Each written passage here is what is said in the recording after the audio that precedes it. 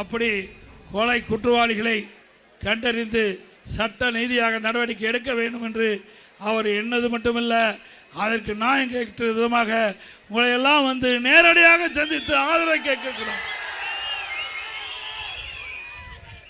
இந்த தேர்தல் பிரச்சார கூட்ட நிகழ்ச்சிகளை கலந்து கொண்டு சிறப்பித்துக் கொண்டிருக்கின்ற மாவட்ட கழக செயலாளர் முன்னாள் அமைச்சர் அண்ணன் டி ஜெயக்குமார் அவர்களே,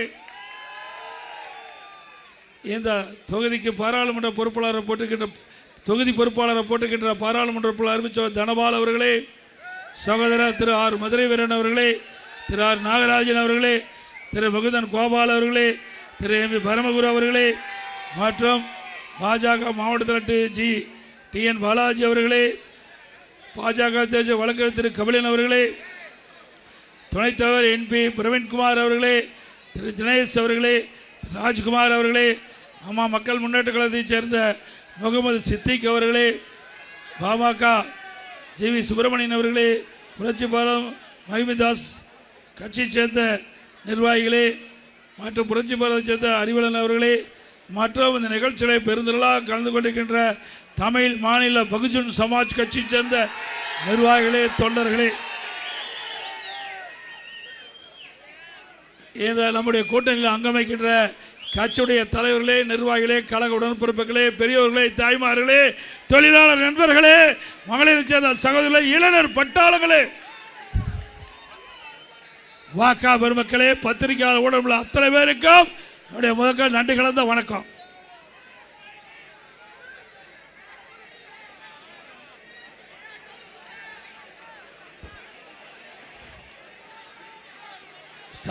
திரு ஸ்டாலின் அவர்களும் திரு உதயநிதி ஸ்டாலின் அவர்களும் திருமதி கனிமொழி அவர்களும் தோல்வி பயத்தில் ஏதோ பேசுறாங்க. அப்படித்தானே செய்தி? அவர்களுக்கு தோல்வி பயம் வந்துட்டது. அதனால தான் நம்மை பற்றி விமர்சனம் செஞ்சிட்டு இருக்கிறாங்க. இப்போ மக்கள் என்ன எதிர்பார்க்குறாங்க?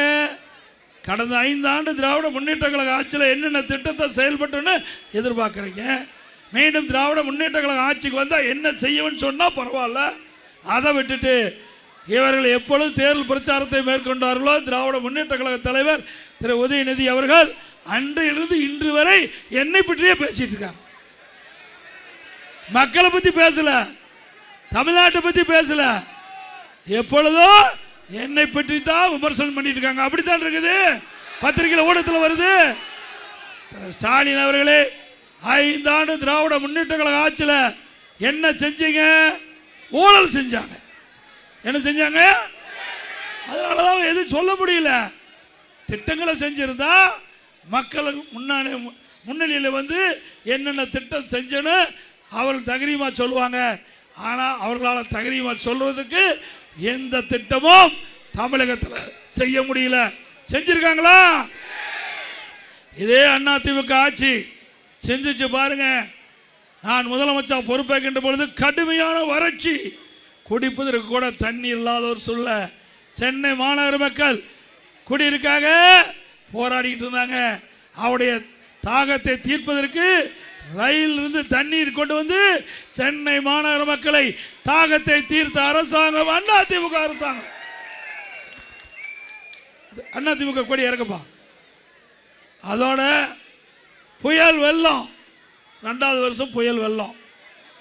இன்றைக்கு டெல்டா மாவட்டத்தில் பல மாவட்டம் புயலால் வெள்ளத்தால் பயிர்கள் சேதம், வீடுகள் உடைமைகள் எல்லாம் சேதம். இப்படிப்பட்ட நிலையில் ஆட்சி செஞ்சோம். அதுக்கு பிறகு கொரோனா எப்படி உங்களுக்கு தெரியுமா? தெரியுமில்ல? எங்கேயாவது இப்படி ஒரு இடத்துலாவது கூட்டம் கூட முடிஞ்சுதா?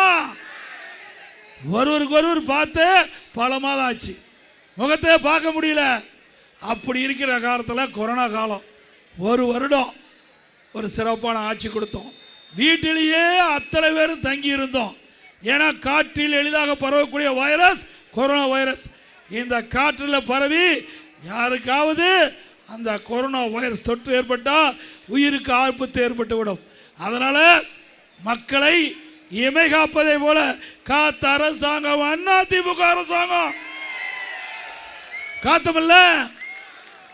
வல்லரசு நாட்டில் கூட இந்த கொரோனா வைரஸ் பரவல் தாக்கப்பட்டவர்களை பாதுகாக்க முடியல. விலை மதிக்க முடியாத ஆயிரக்கணக்கான உயிர்கள் துறக்கப்பட்டது. ஆனால் தமிழகத்தில் அப்படி இல்லை. கொரோனா வைரஸ் வருகின்ற பொழுது அந்த வைரஸ் எப்படி தாக்கப்படும், அப்படி தாக்கப்பட்டா அதற்கு தாக்கப்பட்டவர்கள் என்ன அறிகுறி எதுவுமே தெரியாது. அதற்கு என்ன மருந்து கொடுக்க வேண்டும் என்பது கூட தெரியாது. மருந்து கண்டுபிடிக்கவில்லை. அப்படிப்பட்ட காலகட்டத்தில் கூட கொரோனா வைரஸ் பரவலை தடுப்பதற்கு கடுமையான முயற்சி எடுத்து இந்தியாவிலேயே கொரோனா வைரஸ் பரவலை தடுத்த முதல் மாநிலம் தமிழ்நாடு. பாரத பிரதமர் அனைத்து முதலமைச்சருடைய காணொலி காட்சியில் ஆலோசனை நடத்தினாங்க. அப்போ பாரத பிரதமர் தெரிவித்தார், நம்முடைய கருத்துக்களை சொன்னோம். இன்னைக்கு கொரோனா வைரஸ் பரவலை எந்தெந்த விதத்தில் தடுத்து நிறுத்தணும், அதற்கு என்ன முன்னெச்சரிக்கை நடவடிக்கை எடுத்தோம், அதற்கு எப்படியெல்லாம் சிகிச்சை அளித்தோம் என்ற விவரத்தை காணொலி காட்சியின் மூலமாக பகிர்ந்து கொண்டோம். அத்தனை முதலமைச்சரும் கேட்டுக்கிட்டு இருந்தாங்க. நாட்டில் இருக்கின்ற அத்தனை முதலமைச்சரும் கேட்டுக்கிட்டு இருந்தாங்க. இறுதியாக பாரத பிரதமர் சொன்னாங்க, தமிழ்நாடு கொரோனா வைரஸ் பரவல் தடுப்பதிலே முதல் இடத்திலே இருக்கிறது. அதை மற்ற மாநிலம் பின்பற்றுங்கள். இது அதிமுக சாதனை. கடுமையான சோதனையான நேரத்தில் ஆட்சி பொறுப்பை ஏற்று ஆட்சி செய்து மக்களுக்கு எந்த இடர்பாடும் இல்லாமல் பாதுகாத்த அரசாங்கம் அதிமுக அரசாங்கம். அந்த காலகட்டத்தில் ₹1 வருமானம் கிடையாது. ₹1 அரசுக்கு வருமானம் இல்லை. இன்றைக்கு கடைகள்லாம் திறக்கல, வரி வருவாய் இல்லை. டாஸ்மாக் கடையை திறக்கல, அதில் இருக்கிற வருவாய் இல்லை. பத்திரப்பதிவு கிடையாது, வருவாய் இல்லை. ரோட் டாக்ஸ் இல்லை, ஜிஎஸ்டி இல்லை, கலால் வரி இல்லை. பெட்ரோல் பங்க் திறக்கல, அதில் இருக்கிற வருவாய் இல்லை. ஒரு ஆண்டு அரசுக்கு வருவாய் இல்லாம சிறந்த ஆட்சியை இந்தியாவிலே கொடுத்த முதல் மாநிலம் தமிழ்நாடு. திமுக ஆட்சியில் மழை வந்ததா, வெள்ளம் வந்ததா, புயல் வந்ததா, கொரோனாவை சந்திச்சாங்களா? ஒண்ணுமே இல்லை. அந்த கொரோனா காலத்தில் கட்டமைப்பை ஏற்படுத்தணும். எல்லா மருத்துவமனையிலும் கூடுதலா மருத்துவ இடங்களை படுக்க வச்சு செஞ்சு கொடுத்தோம். அதோட ஆக்சிஜன் எல்லா மருத்துவமனையிலையும், அரசு தலைமை மருத்துவமனை, அரசு கல்லூரி மருத்துவமனை, அங்கே ஆக்சிஜன் சேமிப்பு கிடங்களை ஏற்படுத்தி கொடுத்தோம். போர்க்கால அடிப்படையில் நாங்கள் நடவடிக்கை எடுத்தோம். அதனால விலை மதிக்க முடியாத உயரை காப்பாற்றிய அரசாங்கம் என்ற பெருமை அதிமுக அரசாங்கம் சேர்ந்து. அந்த காலகட்டத்தில் தொழிலாளி வேலை இல்லை, மக்கள் பாதிக்கக்கூடாது என்பதற்காக ஒரு வருஷம் ரேஷன் கடையில் விலையில அரிசி கொடுத்தோம், விலையில பருப்பு, விலையில எண்ணெய், விலையில சக்கரை கொடுத்தோம்ல. குடும்ப அட்டைக்கு ₹1000 கொடுத்தோம், மீண்டும் ₹1000 குடும்ப அட்டைக்கு கொடுத்தோம்.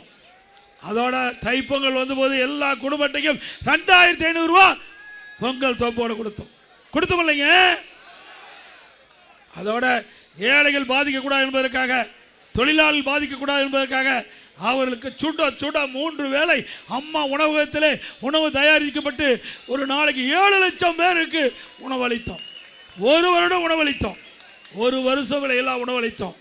இன்றைக்கு முதியோர்களுக்கு, கர்ப்பிணி தாய்மார்களுக்கு, மாற்றுத்திறனாளிகளுக்கு சமூக கூட அம்மா உணவகத்தில் உணவு தயார் பண்ணி அவர் இல்லத்துக்கே சென்று உணவு கொடுத்த அரசாங்கம் அதிமுக அரசாங்கம். இன்றைக்கு அம்மா உணவகத்தை பல அம்மா உணவகத்தை மூடிட்டாங்க. இன்றைக்கு தரமான பொருள் கொடுப்பதில்லை, பணியாளர் குறைச்சிட்டாங்க. அதனால் அம்மா உணவகம் முறையாக செயல்படாத சூழ்நிலை. மீண்டும் அதிமுக ஆட்சி உங்கள் துணையோடு 100% அமையும். அதிமுக ஆட்சி அமைந்தவுடனே அம்மா உணவகம் சிறப்பாக செயல்படும். ருசியான உணவு அம்மா உணவகத்திலே வழங்கப்படும். அதிமுக ஆட்சி 100% வந்தவுடன் இந்த அம்மா உணவகம் முதலமைச்சருடைய நேரடி கட்டுப்பாட்டிலே இயங்கும். அதோட கொரோனா காலம் மாணவர்கள் பாதிக்கப்பட்டாங்க, மன உளைச்சல் இருந்தாங்க. அதிமுக ஆட்சியில் ஆல் பாஸ் போட்டு கொடுத்தோம். கல்லூரியில் படிக்கின்ற மாணவர்கள் ஓராண்டு வீணாக போய்விடும் என்று கவலைப்பட்டு கொண்டிருந்தார்கள். என்னிடத்திலே தெரிவித்தார்கள். அவருடைய கவலையை போக்கின்ற விதமாக, அவருடைய மன உளைச்சல் இருந்து மீட்டெடுக்கின்ற விதமாக ஆன்லைனில் வகுப்பு நடத்தணும், ஆன்லைனில் தேர்வு நடத்தணும். நம்முடைய மாணவர்கள் ஆன்லைனில் சிறப்பாக கல்வி கற்று ஆன்லைனில் தேர்வு எழுதி பட்ட படிப்பு படித்து அவர்களுக்கு உதவி செய்த அரசாங்கம் அதிமுக அரசாங்கம். அதே போல அந்த நேரத்தில் கூட விலைவாசி உயரல. இன்றைக்கு விலைவாசி விண்ணை முட்டுக்கிட்ட அளவுக்கு இந்த ஆட்சியில் உயர்ந்தாச்சு. ஏழை மக்கள் நிறைந்த பகுதி. அன்றாடு வேலைக்கு சென்றால் தான் அவர் வீட்டிலே அடுப்பு எரியும். அப்படி அடித்தட்டு வாழுகின்ற மக்கள் இன்றைக்கு உணவுப் பொருட்களுடைய விலை உயர்வால் கடுமையாக பாதிக்கப்பட்டு விட்டாங்க இந்த ஆட்சியில். அதற்கு தீர்வு காணுவதற்கு இந்த அரசு எந்த முடிவிலையும் எந்த விதமான முயற்சியும் எடுக்கல.